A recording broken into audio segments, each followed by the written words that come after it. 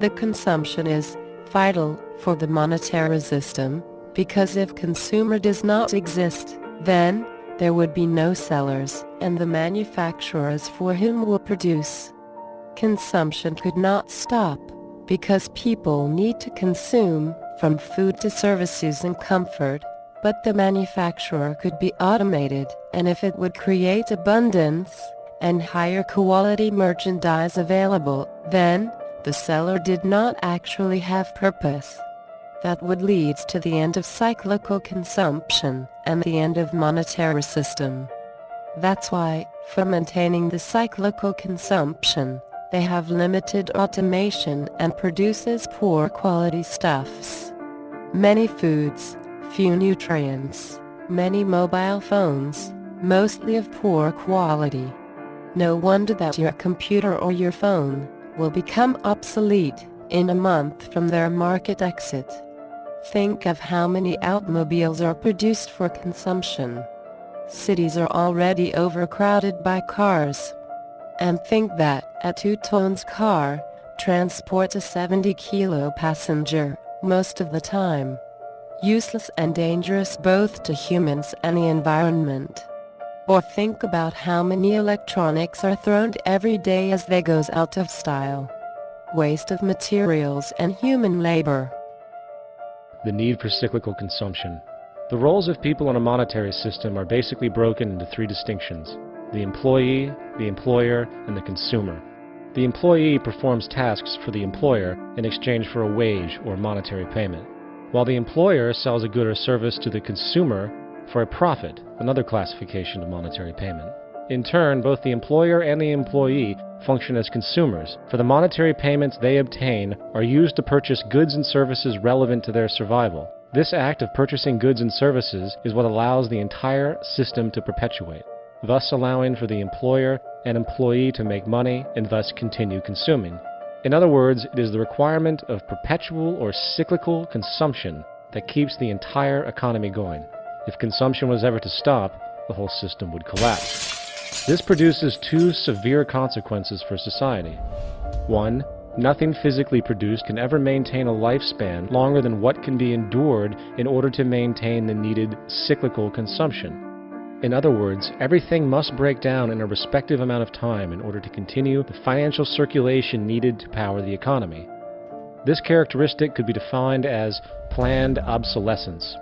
Planned obsolescence is essentially the deliberate withholding of efficiency, so the product in question breaks down respectively fast. This happens both intentionally, with manufacturers timing their products for breakdown, often as soon as the warranty runs out, and indirectly, where profit-based shortcuts taken in production, usually in the form of cheap materials and poor design, translates into an inferior product immediately, with the failure of the product simply a matter of time.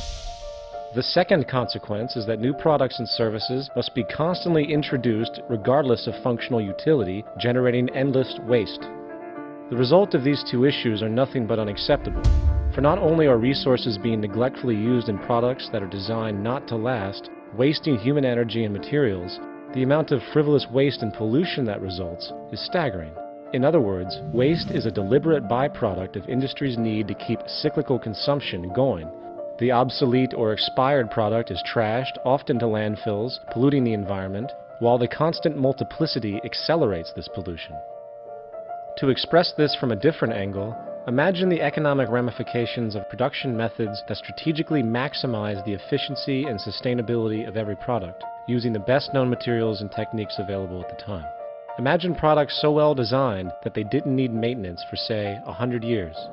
Imagine a house that was built from fireproof materials, where all appliances, electrical operations, plumbing, and the like were made from the most impermeable, highest integrity resources available on Earth. In such a saner world, where we actually created things to last, minimizing pollution and waste, a monetary system would be impossible, for cyclical consumption would slow tremendously, forever weakening so-called economic growth.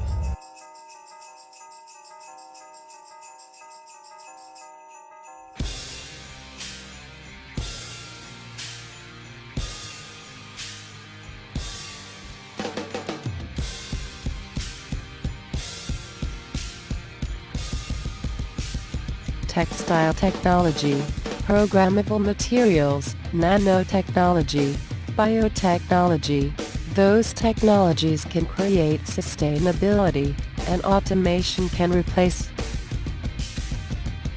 Monetary system creates such a situation to perpetuate himself, and to get rid of such situations, you have to get rid of the monetary system.